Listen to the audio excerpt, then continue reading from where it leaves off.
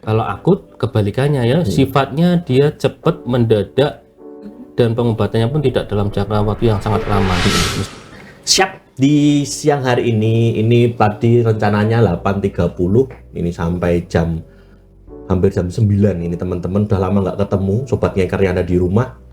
Kemarin saya habis ngobrol sama salah satu pasien yang ada di rumah sakit ini. Itu ngobrol banyak tentang dia punya penyakit kronis ya. Kronis sendiri apa sih sebenarnya, gitu perlu kita tanyakan juga. Termasuk kok dia nggak diminum juga obatnya, padahal kontrol rutin, obatnya masih utuh. Lah itu yang perlu kita tanyakan nanti kepada apoteker-apoteker hebat Rumah Sakit Dr. Adiatma. Baik, di pagi hari ini kita sudah bergabung bersama di IG dan TikTok live Rumah Sakit Dr. Adiatma bersama Ngeker, ngobrol bareng apoteker Rumah Sakit Dr. Adiatma yang sangat hebat. Di pagi hari ini sudah bersama kita seorang CEO 2 buah apotek, tetapi beliau pekerjaan utamanya di Rumah Sakit Dr. Adiatma. Jangan sampai dia pekerjaan utamanya di apoteknya ya, walaupun dia seorang CEO ya. Jadi dia itu pekerjaan utama itu ada di Rumah Sakit Dr. Adiatma, dan pekerjaan tambahannya ada di rumah punya 2 buah apotek ya, yang ada di suatu tempat di pojok kota Semarang, kesono dikit, nah tapi Weleri ya. Kalau lumayan jauh ya, ada Daya Husada sama Ngesti Husada ya. Bersama kita ini ada S2 Farmasi, seorang apoteker S2 Farmasi dari UGM, Bapak CAP. Ini temennya Dokter Gia ya. Selamat pagi Pak CAP. Ini soft spoken banget ini sepertinya, Dokter Gia banget ini. Iya, ini siapa? Kelihatan nomornya nggak tahu, lihatnya Facebook mesti, atau buka IG atau TikTok ya kan Pak. Aku tuh udah curiga loh. Nah. Seminggu ini kamu itu nongol-nongol di ternyata mau ngerayu aku jadi narasumber ya. Betul. Alasannya cari Bu Agatha ya. Padahal itu Ryan, cari Ryan terus berkuih, habis itu nyepik-nyepik cari narasumber ya. Aku pengen bertanya Pak Cap. Gimana? Itu dari sobat ngeker yang ada di rumah. Nggak perlu kenalan ya, kan sudah pernah di sini juga. Nah, wajah saya familiar. Semua pasti kenal semua. Kenal, karena ketampanan CEO itu tidak dapat terpungkiri ya. Ya. CEO yang menyamar. Oh, CEO yang menyamar di apoteker ya. Baik. Pak Catur, pagi hari ini bagaimana kesehatannya? Alhamdulillah sehat. Sehat. Tidak ada yang satu yang kurang. Coba ada yang kurang enggak ini? Enggak Mata ada. saya, wajah saya. Enggak ada yang kurang. Ya. Termasuk pendapatannya enggak ada yang kurang ya Pak. Aman ya. Padahal habis tadi di belakang layar tadi ceritanya ada polemik. Ada intrik, ada yang perlu dikendalikan juga ya. Kalau habis tanggal 15 itu masih aman. Masih aman karena ya. Ada klunting dari Jateng gitu. Alhamdulillah di tanggal 16 ini masih dekat sekali dengan tanggal 15. Baik Pak Catur. Berarti masih tebal aku. Betul. Saya ketemu pasien Pak Catur. Gimana? Kemarin itu ngobrol sama kita. Kan saya tuh duduk di ruang tunggu. Ya mungkin pasien itu menganggap kita sebagai sama-sama pasiennya. Ngobrol banyak sambil menunggu. Pak, saya tuh udah kontrol gini punya sakit yang lama sakit ya. Sakit lama, terus dapat obatnya ini loh. Kok masih banyak Pak? Kan ini waktunya kontrol.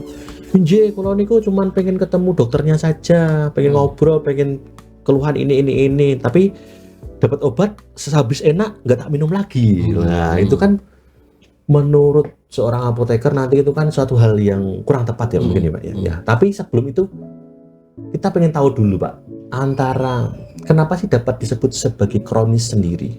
Kronis itu apa sih sebenarnya Pak? Jadi kalau kita bedakan ya berbagai macam penggolongan penyakit. Salah satunya ada penyakit akut dan penyakit kronis. Baik. Penyakit kronis di sini penyakit yang dia itu sifatnya yaitu menahun jangka waktu panjang. Proses progresivitas penyakitnya dilalui selama bertahun-tahun. Contoh, orang mengalami penyakit degeneratif hipertensi, diabetes. Itu diawali dengan dia misalkan dari pola hidup yang kurang baik, kemudian kurang gerak, kemudian ada faktor risiko merokok, alkohol dan lain-lain. Selama bertahun-tahun tidak terkendali, tidak dipahami bahwa ini menyebabkan tekanan darah naik misalkan ya, kemudian terjadilah penyakit hipertensi. yang di sana nanti penyembuhannya sangat lama dan tentunya memerlukan biaya pengobatan yang banyak juga ya, sehingga ada kadang terbesit, saya kok minum obat dikasih obat terus ya, kapan ini bisa berhenti, kapan ini saya bisa sembuh dari penyakit itu. Nah, itu yang tidak disadari oleh banyak pasien kita, bahwa sebenarnya dari awal itu kita sudah harus memberikan suatu pengertian ke pasien bahwa penyakit ini penyakit yang dia bisa di care tapi tidak bisa di cure. Artinya apa? Bahasa Jawanya apa Pak? Iya. Kalau care sama cure tadi ya berarti ya. Itu bahasa Jermannya itu kalau care itu dikendalikan ya. Dapat Kalau kendalikan. cure disembuhkan. Jadi Baik. penyakit-penyakit yang bisa kita kendalikan tapi tidak bisa kita sembuhkan total. Oh, berarti itu yang kronis tadi. Iya. Bedanya tadi ada kronis, ada akut. Kalau akut sendiri. Nah, kalau akut kebalikannya ya, sifatnya dia cepat, mendadak, dan pengobatannya pun tidak dalam jangka waktu yang sangat lama. Misalkan kita sakit batuk, pilek, diare, mencret, itu kan ketika kita terpapar oleh suatu zat atau suatu benda yang menyebabkan penyakit tersebut, kemudian kita timbul gejala. Kemudian gejala diobati, selesai. Itu penyakit akut. Berarti seperti panas, batuk, pilek itu kan tidak menaun ya Pak ya. Berarti itu bisa itu tapi juga membedakan kalau batuknya itu mungkin karena TBC mungkin dia mungkin yang lama ya, tapi kalau batuknya yang karena cuaca, karena alergi itu bisa hanya akut tadi yang bisa disembuhkan. Yang tadi yang cure apa? Cure dan care. Berarti cure itu ya yang dapat langsung sembuh. Bisa langsung sembuh. Yang care itu kan kebanyakan pasien karena itu bertahun-tahun, tapi tidak berabad-abad Pak. Ya kan, kalau bertahun-tahun sendiri kan membuat kebosanan Pak. Iya. Minum obat. Terus paradigma kalau pasien-pasien itu melihat sosial media, melihat di browsing-browsing itu kan terkadang minum obat bertahun-tahun, nanti ginjalnya bisa rusak, itu kantongnya bisa rusak lah. Bagaimana untuk seorang pasien sendiri itu kalau tidak minum obat karena takut ginjalnya rusak? Apakah bahaya mana sih Pak antara minum obat nanti takut ginjal rusak atau tidak minum obat tapi ginjal tidak rusak? Nah, itu apakah ada yang salah di cuplikan itu untuk pasien-pasien yang mungkin mereka melihat sendiri atau searching sendiri untuk di sosial media mereka? Ya, ini sebenarnya suatu fenomena yang sangat banyak di masyarakat kita ya. Fenomena jika kita minum obat kelamaan atau jangka panjang itu pasti akan merusak ginjal. Nah, justru kita ini sebagai seorang farmasis ada suatu peran di situ, intervensi farmasis, kemudian kita melakukan konseling bahwa memang obat ini fenomena itu harus kita luruskan ya, kita benerin ya, bahwa itu suatu paradigma yang keliru. Kalau kita menganggap bahwa minum obat itu bisa merusak ginjal, obat apa dulu? Kalau penyakit yang memang membutuhkan obat untuk mengendalikan itu justru malah bagus. Ketika kita tidak minum justru malah target organ bisa mengalami banyak kerusakan di mana-mana. Misalkan kita lihat hampir sebagian besar pasien kita yang sedang cuci darah di HD itu, kalau kita tanyain sakitnya apa Bu? Gejala awalnya apa Bu? Oh, saya hipertensi yang tidak minum obat bertahun-tahun, gula yang tidak minum obat, DM yang tidak minum obat gula bertahun-tahun. Nah, faktor-faktor itu yang menimbulkan kerusakan organ yang fatal. Kemudian akibatnya apa? Tingkat morbiditas maupun mortalitas sangat tinggi sekali di sana. Jadi itu yang peran kita ketika misalkan kita memberikan suatu obat. Ibu, ini obat ini jika tidak diminum obat akibatnya ini. Ada banyak kadang pasien-pasien yang tidak usah pasien, tapi saya punya saudara, dia punya hipertensi dan diabetes, masih merokok tapi dia obatnya kadang diminum kadang tidak. Oh, yang itu 2 huruf itu Pak rokoknya. itu saya katakan ini obat ini harus diminum rutin, kalau tidak nanti bisa merembet kemana-mana. Itu kadang mereka ngeyel, oh enggak apa-apa, kalau enggak apa-apa, aku masih udah enakan, udah nyaman gitu. Saya menggunakan profesor yang dari Surabaya itu, tidak apa-apa, sekarang enggak apa-apa, tapi kalau terjadi apa-apa kita tidak bisa apa-apa. Dia bilang gitu. Angkat tangan. Iya. Iya. Itu kalimat yang dahsyat sekali itu. Iya. Langsung dia mikir, engkau aku kena stroke bisa balik lagi ke awal enggak akan bisa kan gitu. Iya, ada kerusakan. Nah, kita kadang perlu memberikan suatu edukasi yang benar bahwa jika ya memang wajar lah kalau orang bosan. Saya aja lihat kamu terus tiap hari juga bosan. Kan beda, daripada dokter Gia sama dokter Tirta beda. Ya dokternya gondrong, tapi ada gondrong ya. Kebosanan itu kan, tapi kita lihat bahwa kadang kita bisa gini, kita berikan motivasi yang positif. Kadang berbohong itu kadang untuk kebaikan itu kadang juga dibolehkan. Baik. Misal dia dapat obat penurun tensi, kemudian obat gula dan lain-lain. Kita berikan motivasi yang positif. Anggaplah obat ini bukan suatu obat kimia, ini adalah suatu vitamin atau suplemen. Oh, kalau itu sugestinya sudah masuk ya, Pak. Kalau ibu dapat suplemen vitamin kan senang, namanya untuk kesehatan, untuk jadi saya lebih sehat jangan lagi. menganggap bahwa ini adalah suatu kimia yang efek samping banyak dan lain-lain. Kita berikan suatu sugesti, ya memang obat ini harus diminum rutin, ada istilah suatu compliant atau kepatuhan atau aderen. Kepatuhan itu sangat sangat penting karena dengan disiplin yang bagus, minum obat rutin, kemudian obatnya teratur, otomatis penyakitnya bisa dikendalikan. Tapi saya kadang juga begini, kita tidak bisa memahami secara sama rata ya. Kenapa sih pasien itu kok tidak patuh minum obat kan gitu? Kalau kita lihat, kadang ternyata ada faktor-faktor yang dia sengaja dan tidak sengaja. Sengajanya.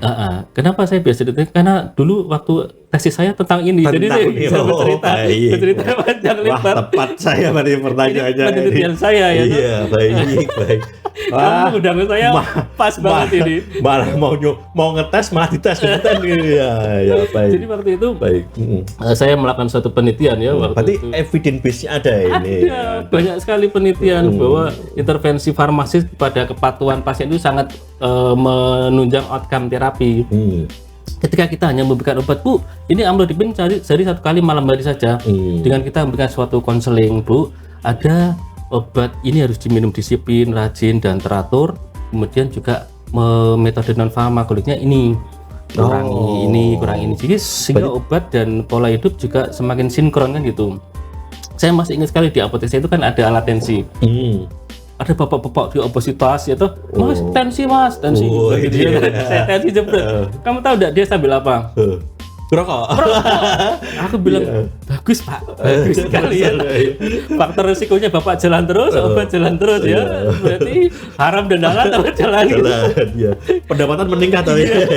Ya, jadi kan gitu. Kadang kita menyikapinya kepatuhannya kenapa dia tidak patuh. Kita lihat dulu. Misalkan tidak sengaja. Contoh, ini kan pengobatannya kan pengobatan yang sepanjang seumur hidup ya. Otomatis kadang ada pasien yang dia tidak punya BPJS dan lain-lain. Nah, maka dia terkendala dengan biaya pengobatannya. Kedua, misalkan dari segi jarak tempat fasesnya, itu juga dia kadang aduh saya mau berobat kok dari Weleri sampai ke Semarang saya butuh naik angkot ini dan lain-lain kan. Kemudian antri dan lain-lain itu biaya tenaga juga sehingga dia aduh lah nanti pokoknya enggak usah berobat kan gitu. Akhirnya dia stigmanya kan menjadi nanti sembuh dengan sendirinya. Nah, itu yang kita takutkan. Kemudian ada juga yang kepatuhan yang dia disengaja. Contoh yang tadi kita bahas ini, bosan minum obat. Contoh saya kok minum obat bertahun-tahun tidak ada berhentinya kan gitu. Dia ada padahal kebosanan itu kan suatu kewajaran lah manusiawi. Tapi kan kita lihat faktor risiko dan manfaatnya. Kemudian ada juga faktor disengaja, misalkan kok dia banyak obat yang dia frekuensinya maupun macamnya banyak sekali, sehingga akibatnya apa, dia mengalami kebingungan. Kemudian dari faktor motivasi keluarga juga kadang tidak ada mengingatkan obat itu harus diminum dan lain-lain. Contoh, ada pasien yang saya kok tiap minum obat hipertensi ini mesti batuk kering misalkan. Ketika farmasi tidak menjelaskan di awal, itu kan nanti jadi suatu image, waduh obat saya minum kok mesti batuk kering ya, sehingga saya tidak bisa tidur dan lain-lain. Tidak ada solusi di awal sehingga menyebabkan dia enggak usah, ini saya nggak minum obatnya sehat malah minum obatnya batuk. Ada juga yang kita mungkin kurang memberikan edukasi bahwa ini obat-obat diuretik ini diminum di pagi hari misalkan.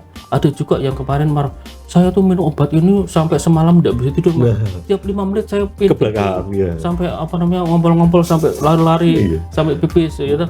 Itu lah, itu hal yang sepele bagi kita, tapi bagi orang yang awam yang baru pertama kali minum obat itu kemudian tidak ada informasi yang komplit, maka bisa terjadi kayak gitu, sehingga akibatnya malah menyiksa saya minum obat kayak gini kan. Iya, gitu. betul. Sehingga dia akhirnya putus obat, kemudian dia tidak berobat lagi kan gitu. Padahal kurang tepat saja ya. Kalau udah tepat informasi yang diberikan, edukasi, pemberian informasi obat yang baik, pasien akan lebih tertib minum obat.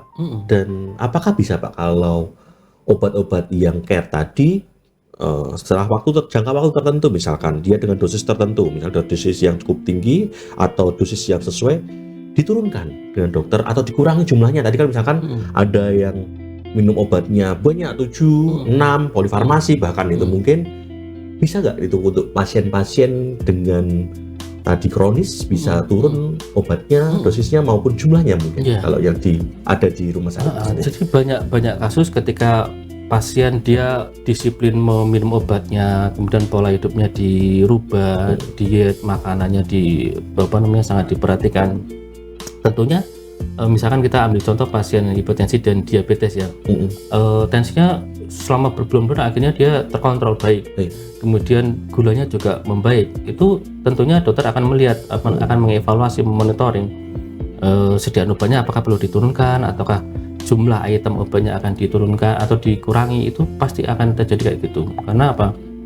Yang penting tidak sampai tidak dihilangkan, sampai tidak mungkin. Karena yang tadi kita bilang bahwa kita hanya bisa mengendalikan tapi tidak bisa menghilangkan penyakit itu dari tubuh. Itu penyakit degeneratif, penyakit karena kemunduran organ tubuh kita.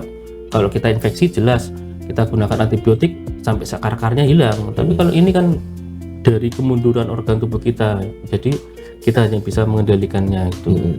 Seberapa penting tentang peran keluarga Pak Catur?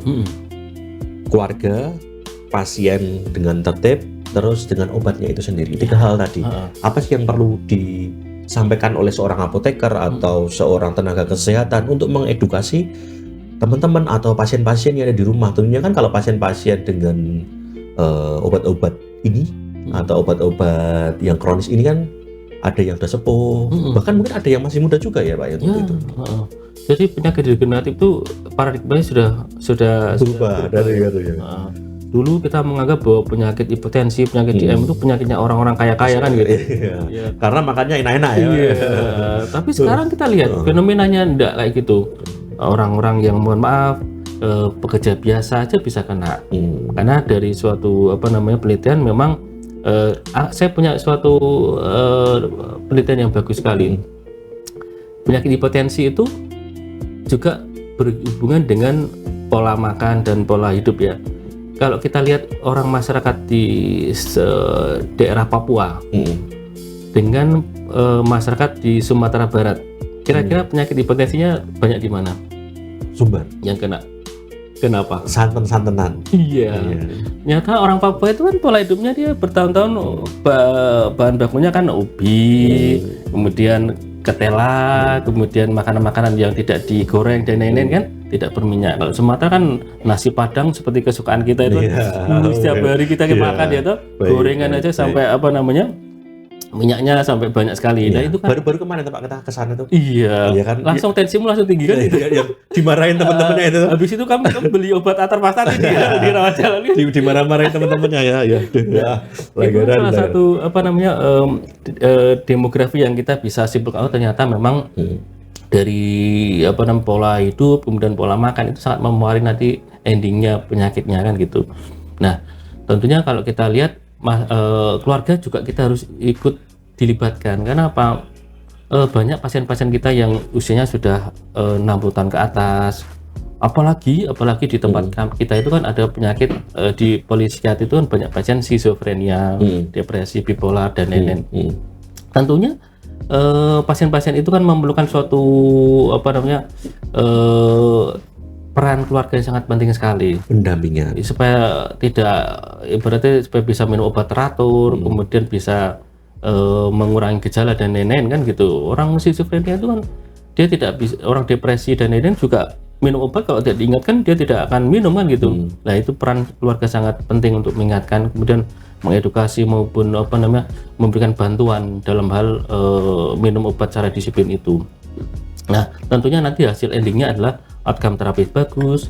Tapi kalau kita lihat, perhatikan fenomenanya itu kan kadang begini, kadang kalau pasien-pasien yang kesulitan minum obat, contoh seperti pasien-pasien yang lansia, kemudian pasien-pasien yang mengalami gangguan jiwa dan lain-lain, itu kan kita memerlukan sebagai seorang farmasi maupun tenaga medis yang lain juga harus memperhitungkan bahwa ini bagaimana caranya supaya tingkat kepatuhannya meningkatkan gitu, peran keluarga. Kemudian juga obatnya, ada penelitian suatu frekuensi obat yang terlalu sering dengan obat-obat yang long acting itu tingkat kepatuhannya lebih bagus yang frekuensinya sedikit.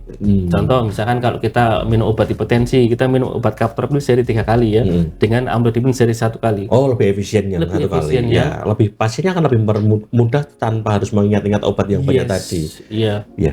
Kalau di Rumah Sakit Dr. Adiatma sendiri Pak Catur, untuk pasien-pasien dengan usia-usia yang mungkin geriatri atau pasien-pasien yang sudah Tapi kalau sepuh, kita itu termasuk geriatri itu enggak ya? balita Pak, Balita. balita bawah 50 tahun ya. Ya, jadi terkait dengan pasien-pasien dengan obat-obat kronis, pasien-pasien geriatri, kira-kira apa yang dilakukan oleh seorang farmasis, seorang apoteker atau instalasi farmasi sendiri untuk pasien-pasiennya? Apakah ada informasi, apakah ada program-program lainnya yang bisa didapatkan oleh seorang pasien untuk saya ini serasa diperhatikan seperti keluarga? Kan kadang keluarga itu hanya mengantarkan berobat saja, tetapi di rumah ya wis dicolke. Ya kan obatnya wis arep obi apa ora, monggo karepmu terserah gitu.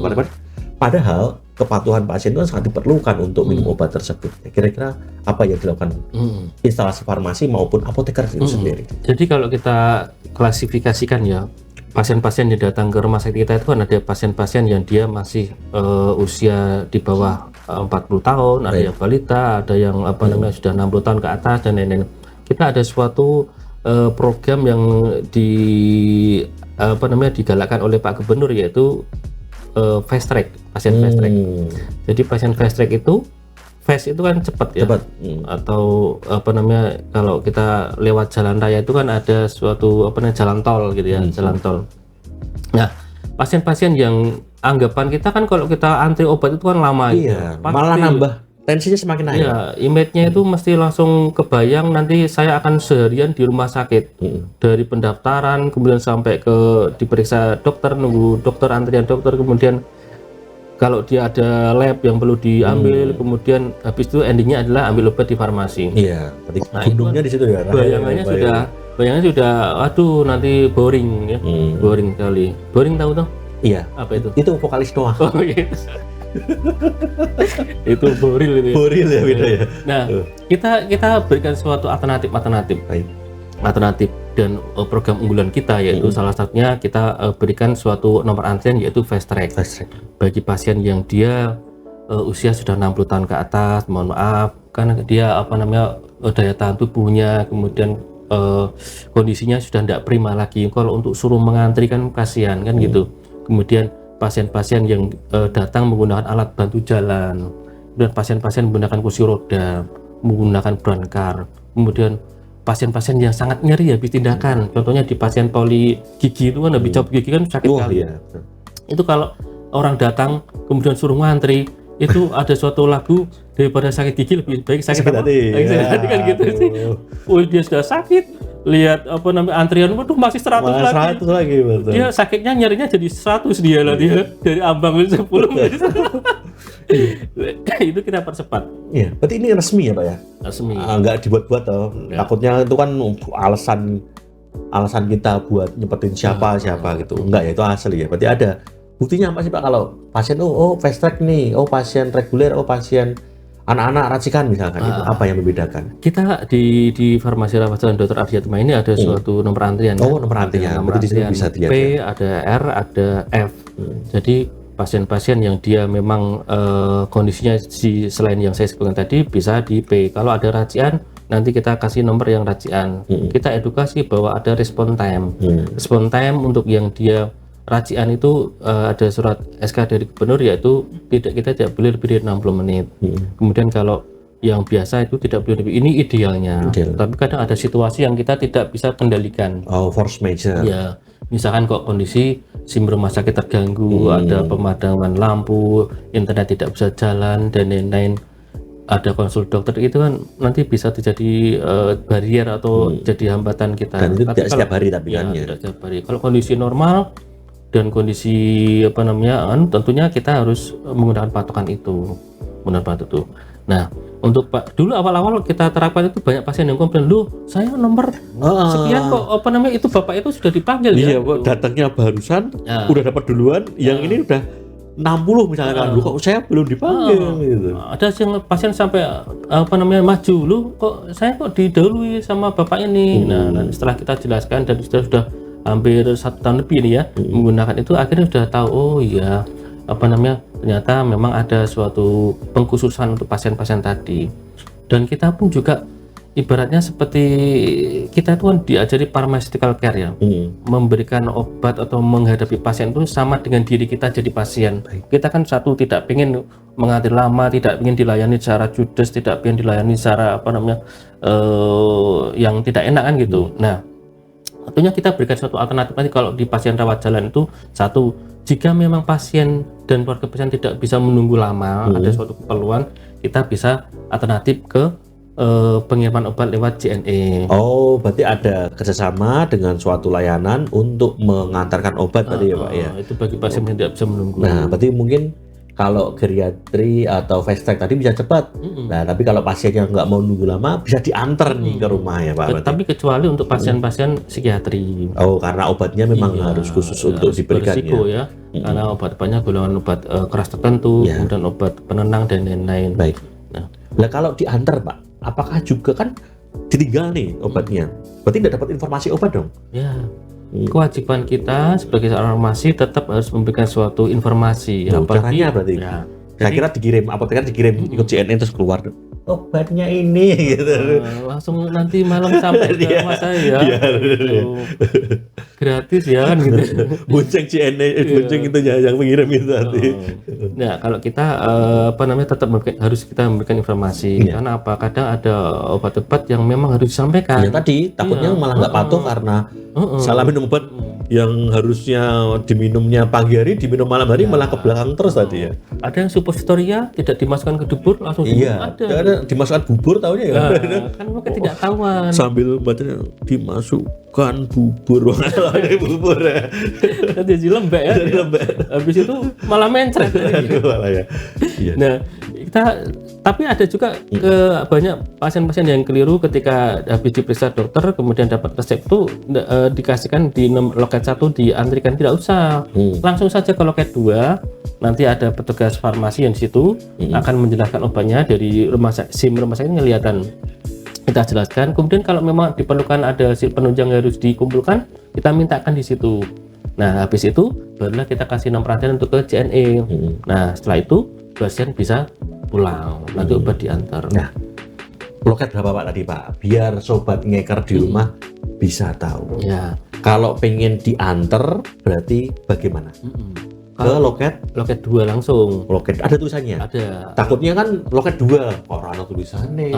Kalau loket 1 itu tempat penerimaan resep, loket 2 tempat pengambilan obat. Nah, itu enggak usah diantrikan. Kita tujuannya JNE itu kan untuk mempercepat pasien toh. Kalau kita antrikan, pasien lama juga kan gitu. Berarti langsung saja ke loket 2 bilang obat saya mau dikirim lewat JNE, kemudian kita kasih edukasi, kemudian barulah kita pasien akan ke JNE. Nanti JNE akan menanyakan alamat.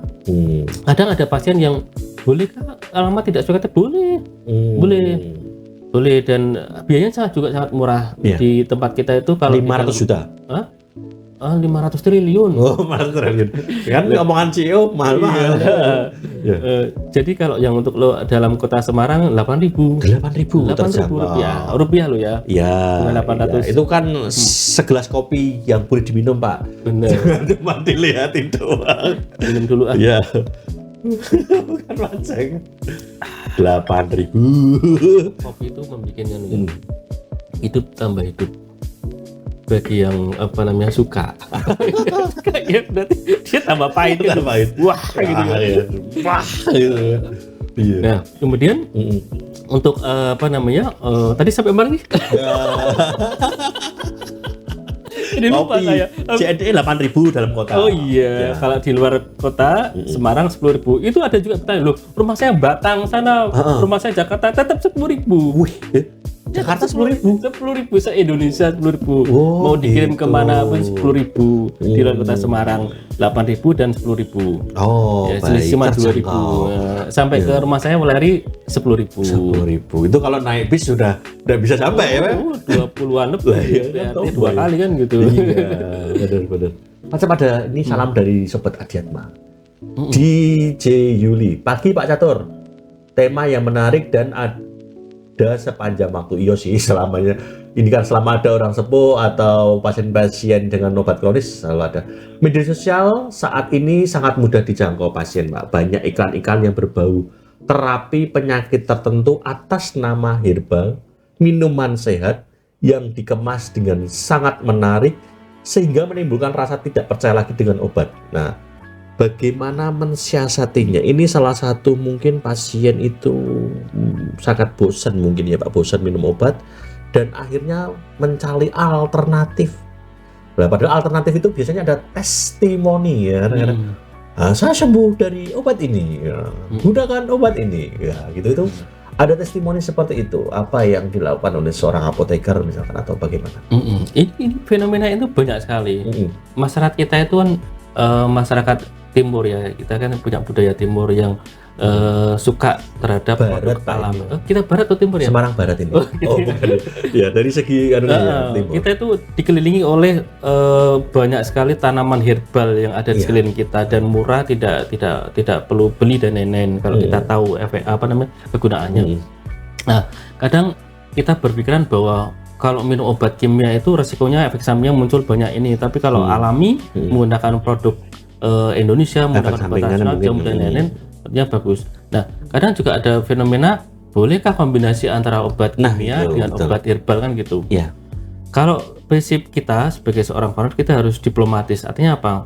Tetap ketika seorang sudah punya penyakit degeneratif kayak gitu, itu harus periksa oleh dokter kan gitu. Dokter akan memberikan tentunya obat-obat kimia karena sudah jelas bahwa dia dosisnya tepat, terukur, kemudian juga ada evidence base-nya dan lain-lain. Obat herbal, obat jamu, obat rasional bagus, cuman harus disampaikan ke dokternya bahwa bolehkah saya menggunakan obat ini dok untuk menambah apa namanya obat ini dan lain-lain. Itu banyak sekali ditanyakan ke kami. Kalau kami prinsipnya pokoknya satu, harus pengetahuan dokter penanggung jawabnya. Oh, walaupun komplementer tetap harus disampaikan kepada dokter. Nanti kan kita lihat ada suatu plus dan minusnya di situ. Kalau kita prinsipnya pokoknya harus pengetahuan dokter dan tidak boleh meminum obat tanpa pengetahuan dokter. Resikonya juga terjadi suatu interaksi dan lain-lain kita tidak tahu.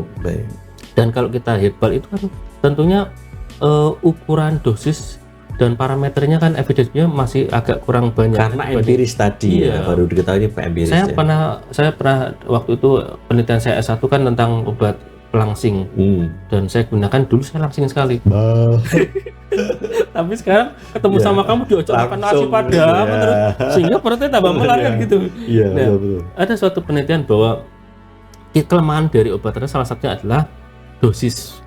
Kalau kita perhatikan kita kan punya pakar-pakar apa namanya obat nasionalnya, ada Profesor Hembing dulu zaman kita kuliah itu, ada sekarang ada dokter siapa itu yang itu dia ahli dalam pengobatan nasional. Contoh misalkan untuk mengatasi kolesterol ambil apa namanya itu jeruk nipis 2 genggam misalkan. Genggaman siapa? Iya, genggaman saya dengan kamu kan beda. Kalau saya kan langsing segini, kalau kamu kan langsung. Jadi kan itu tidak bisa diterapkan ke semua pasien kan gitu. Nah, kemudian ambil rimpang 2 jari. Jari siapa kan gitu. Nah, nanti kemudian diapakan dan lain-lain kan itu semuanya memerlukan suatu bukti ilmiah yang kuat. Jadi saran saya semua harus dikonsultasikan ke dokter. Nanti dokter akan memberikan suatu saran. Oh cukup ini aja Bu. Oh ini Tidak usah karena akan menyebabkan ini dan lain-lain. Itulah mungkin jawaban yang paling tengah-tengah ya. Karena kita tidak mungkin akan menjelek-jelekkan produk A dan B, semuanya bagus semuanya dan ada manfaat dan resikonya. Tapi kalau sama obat-obat yang overklaim seperti itu bagaimana? Overklaim aja? Overklaim tadi seperti yang bisa menyembuhkan hipertensi lah, bisa menyembuhkan. Nah, itu kan. Kalimat Kadang kan daun apa? Daun insulin, padahal insulin tidak dibuat dari daun kan, ya gitu misalnya. Kalimat menyembuhkan itu yang saya tadi berikan suatu sinonim ya, yaitu cure. Kalau cure untuk penyakit degeneratif, untuk penyakit kronis, saya kira jelas ngapus sih. Tidak mungkin bisa langsung menghilangkan itu penyakit yang karena memang faktor dari dalam kita kan gitu. Kalau kendaraan itu mungkin sudah lama digunakan, onderdilnya sudah. Iya. Kalau kita kan onderdilnya masih bagus kan. Asik. Kita belum pernah turun mesin ya. Belum lagi jos-josnya kan gitu. Nah, kalau kayak gitu kan sulit ya. Iklan itu kadang kan bikin masyarakat kita menyembuhkan dan bisa. Itu iklan saja di obat analgetik misalkan kayak Budre, kayak Paramek dan lain itu kan kalimatnya menyebut merek ya. Oh, itu paham. Menyebut merek ya. Meringankan sakit kepala kan tidak kalimat menyembuhkan sakit kepala kan meringankan sakit kepala, kemudian meredakan nyeri. Bila sakit berlanjut hubungi dokter. Iya. Sumber permasalahannya dia nyerinya kan tidak diobati, gitu. Jadi kalau ini hanya sesaat kan gitu.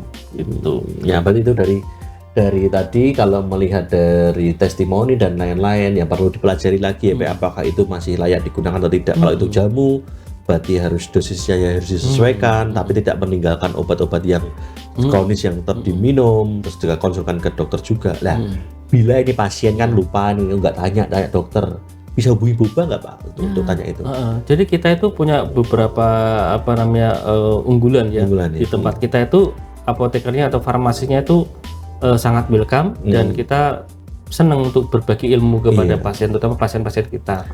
Kalau memang jika terjadi kesulitan minum obat, efek samping muncul, kemudian apapun tentang obat, termasuk obat tradisional tadi ya, atau obat-obat yang tadi ya. Kita ada suatu nomor WA ya kan, bisa menghubungi, bisa video call, bisa chat dulu ya. Jadi semua itu bisa digunakan untuk mendapat informasi yang tepat. Nomornya berapa Pak? Lupa ya, 0821 Boba 1122. Nah, itu tadi sudah diwakilkan ya. Saya kira apa? Ya, tapi itu senpe ya Pak ya. 24 jam tapi bayar pasti. Oh enggak, gratis ya. Gratis. Pulsanya kamu yang bayar. Alah, itu rumah orang sakitnya yang bayar. Iya, baik. Ada lagi pertanyaan dari Sobat Adiatma dari Oktaviani CN atau CN ya. Selamat pagi Pak Catur, izin bertanya bagaimana cara kita sebagai apoteker memberikan edukasi agar pasien patuh minum obat tanpa timbul stigma menakut-nakuti. Biasanya apa saja yang disampaikan, kasih uang pasti akan nurut. Enggak ya, Pak Catur bukan saya. Iya. Nah itu yang kita sering alami di farmasi rawat jalan ya, agar bagaimana kita bisa patuh. Pasien benar-benar patuh itu apa toh, kepatuhan atau compliance itu apa toh, pasien benar-benar menjalankan apa instruksi dari tenaga medis, dari dokter, farmasi, dia nurut. Ketika dia nurut, maka penyakitnya terkendali, outcome-nya semakin bagus kan tuh. Morbiditas bisa dikurangi atau bisa diturunkan. Nah, kepatuhan ini akan menjadi suatu kunci dari keberhasilan terapi pasien. Nah, bagaimana cara kita mengedukasi? Tentunya kita berikan suatu motivasi yang bagus. Kita jelaskan dulu awalnya itu penyakit ini tuh apa toh? Oh, penyakit ini memerlukan waktu panjang pengobatannya Bu. Jadi orang sudah tahu, oh nanti saya pengobatannya mungkin sampai seumur hidup misalkan. Nah, kemudian kita berikan suatu informasi tentang muncul myth adventure itu toh. Misalkan ada suatu gejala efek samping akan muncul, cara pengatasannya kayak gini. Kemudian frekuensi obat diminumnya sewaktu makan atau sebelum makan untuk menghindari efek samping muncul. Kemudian nanti jangan takut jika terjadi ini, pengatasan ini. Kemudian nanti bisa minta tolong bantuan dari pihak keluarga untuk mengingatkan atau menggunakan pengingat untuk minum obat, HP bisa dialarm dan lain-lain. Jika ada kesulitan maka hubungi dokter. Nanti kita jelaskan bahwa jika ini bagus Ibu, disiplin bagus, kemudian Ibu minum rajin, teratur, dan rutin, maka kualitas hidup bapak akan semakin bagus. Kerusakan target organnya akan menurun dan hilang. Nah, banyak pasien kita yang kadang yang tadi kita sering ceritakan bahwa kadang agak dalam tanda kutip enggak apa-apa kok. Nah, karena udah nyaman tadi kan, udah rasa nyaman, enak, terus ya diminum lagi. Nah, terkait dengan tadi Pak Catur menyinggung sedikit tentang efek samping obat. Efek samping obat sendiri, apa yang perlu pasien lakukan bila muncul efek samping obat? Mungkin pasien tidak terlalu tahu itu efek samping obat, pada ruam, kemerahan, wajahnya bengkak atau bagaimana, itu terkait dengan obat. Sebagai seorang apoteker mengedukasi pasien bila muncul efek samping obat, apa yang pasien harus lakukan? Nah, kira-kira seperti apa? Itu banyak sekali kejadian ya. Kalau kita perhatikan, kadang ternyata faktor itu tidak melulu karena faktor obat. Efek samping itu banyak faktor yang memengaruhi. Kadang kita mengira bahwa itu obat, ternyata ada beberapa pasien yang bukan karena obat, dia karena mungkin makanan minuman yang dia konsumsi, tapi menganggapnya bahwa ini obat. Kalau efek samping obat, untuk pastinya benar-benar obat A atau benar-benar obat B, kita lakukan suatu meso ya, kita lakukan suatu perhitungan naranjo, benar enggak ini? Ketika minum obat ini dok, dia kok alergi atau gatal, obat yang diduga ini A ini coba dihentikan, kok efek sampingnya hilang, berarti ada potensi ini. Coba diminum satu lagi jebret, tiba-tiba muncul. Nah, kita mengarahnya ke obat ini. Tapi ketika itu kok tidak ada kebalikannya, berarti bukan karena obat A ini. Berarti bisa saja saat pasien itu menyalahkan obat, ternyata tidak dari obat itu yang menyebabkannya. Itu banyak kasusnya. Probable, possible, apa no doubt itu tadi ya. Nanti kita bisa hitung ya. Kalau saran saya sih tetap harus dikomunikasikan dengan dokter maupun lapor boba boleh juga ya. Bisa. Ya, efek samping mungkin muncul efek samping apakah karena obat ini, padahal obatnya ada 7 ya kan. Obat apa yang menyebabkan? Itu nanti bisa dihitung. Ada perhitungannya ya Pak. Ada perhitungannya khusus untuk mengarahnya kemana ini. Kita dugaannya di mana kan gitu. Probabilitasnya mengarahnya ke ini kuat sekali. Nah, nanti itu yang akan kita konsultasikan dengan dokter. Apakah diganti obat yang lain, kemudian apakah harus diturunkan dosisnya, ataukah memang ini pasiennya sudah punya riwayat alergi lama dengan ini. Kadang pasien itu punya riwayat alergi yang dia tidak tahu nama obatnya itu. Sering sekali ya. Obat misalkan kok saya dulu minum obat sakit gigi itu mesti bibir saya kok mesti bengkak gitu. Ternyata analgin misalkan. Ternyata ini analgin, tapi dia tidak tahu namanya. Kayak aku pernah baca itu Pak, rekam medis pasien waktu kaca muncul di sistem informasi manajemen kita Pak, alergi gitu, makanan mahal. Alergi makanan mahal, terus alergi minuman bersoda gitu, tapi salah satu merek misalkan, alergi ini.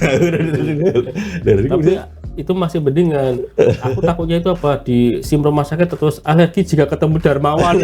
Itu yang jadi sepertinya sering seperti itu gitu ya. Waduh, kalau saya dekat sama Darmawan saya gatal-gatal lah, berarti dia penyebab alergi gitu.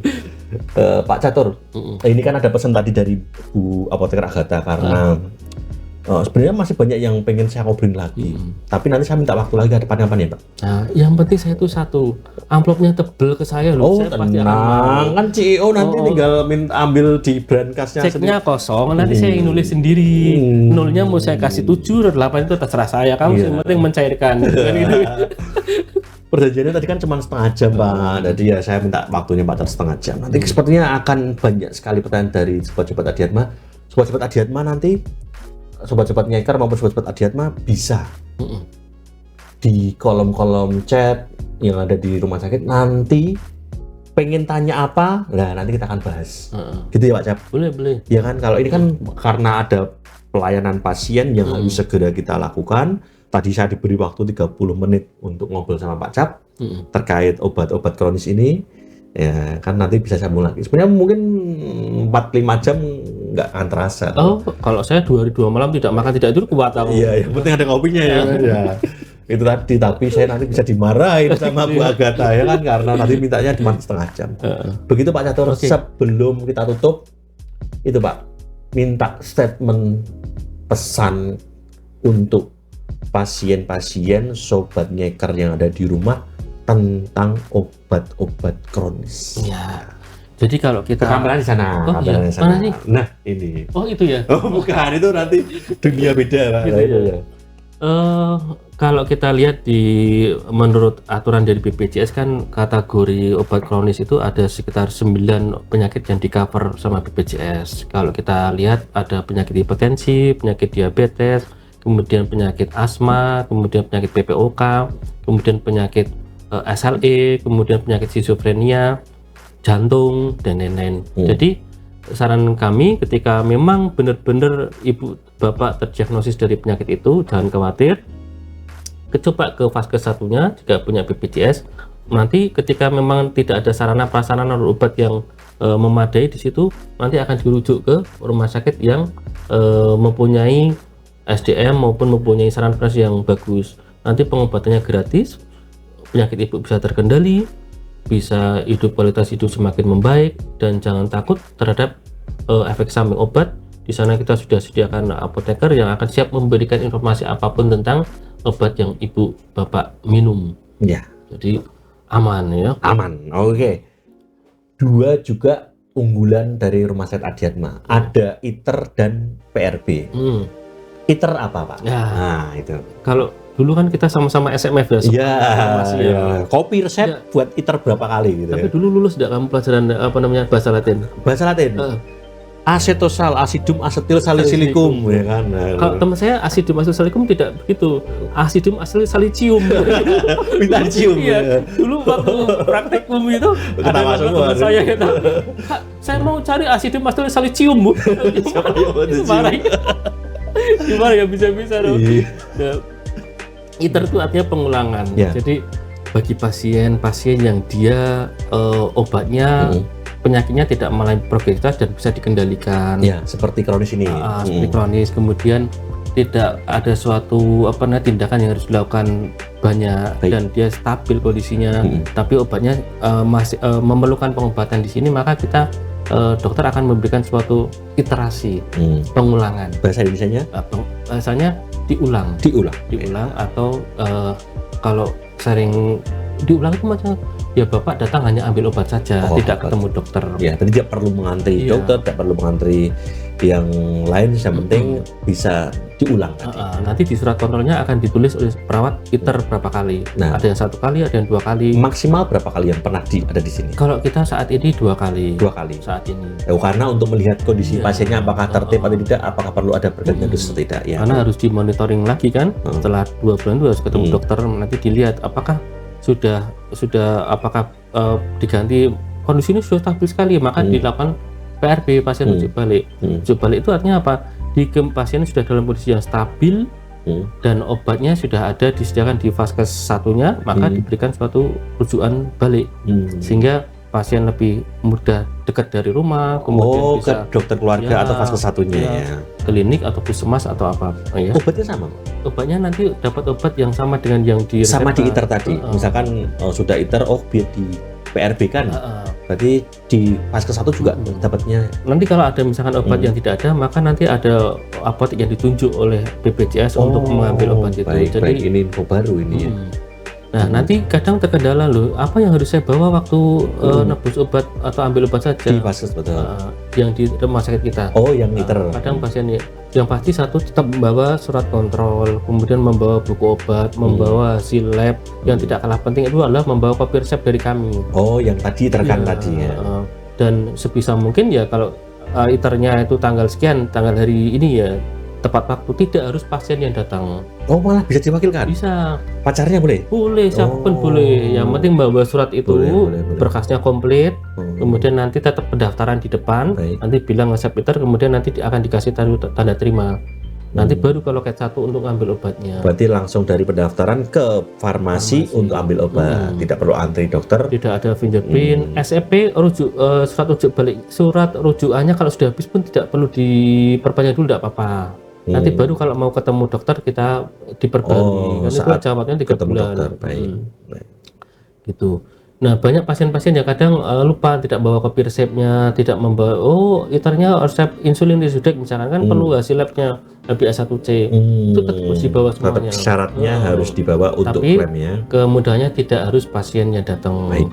keluarga, family, anak, pacar boleh. Nah, itu care tadi ya, Nah, supaya itu. tadi lebih patuh, lebih dapat obat dengan cepat dan pasien bisa terkontrol, tidak langsung sembuh tapi terkontrol. Baik. Terima kasih sekali Pak Catur. Ini kalau di TikTok itu tulisannya 49:58 detik. 50 menit pas. Terima kasih sekali. Sampaikan mohon maaf kami kepada Bu Kepala Instalasi, kepada Ibu Apoteker Agatha ini yang dinas luar ke Kenanga, sana ke jantung sana yang di atas ya. Mohon maaf mengganggu waktunya 50 menit Pak Catur. Ya. Terima kasih Pak Catur. Mohon maaf bila ada kekurangan, kelebihan. Yang penting kalau nanti mau ngundang saya jadi narasumber lagi seperti trikmu yang kemarin. Siap. Kamu sering nongol ke rawat jalan, Siap. ngerayu saya Ya, gitu. Kalau rayuanmu bagus saya mau, kalau enggak tak kasih batal. Semalam dikira batal ya Pak. Iya. Oke, terima kasih Pak Cap. Sampai jumpa lagi, tetap sehat selalu. Oke, terima kasih sobat ngeker yang ada di rumah. Jangan lupa kalau ada pertanyaan nanti ke Boba 0821 Boba 1122 atau dapat juga ke kanal-kanal sosial media Rumah Saya Dr. Adi Atma, ada TikTok, IG, YouTube. Oke, terima kasih sekali. Tetap saksikan Ngeker dengan topik-topik yang lebih menarik selanjutnya. Selamat pagi, sehat selalu. Ngeker ngobrol bareng apoteker. Wassalamualaikum warahmatullahi wabarakatuh.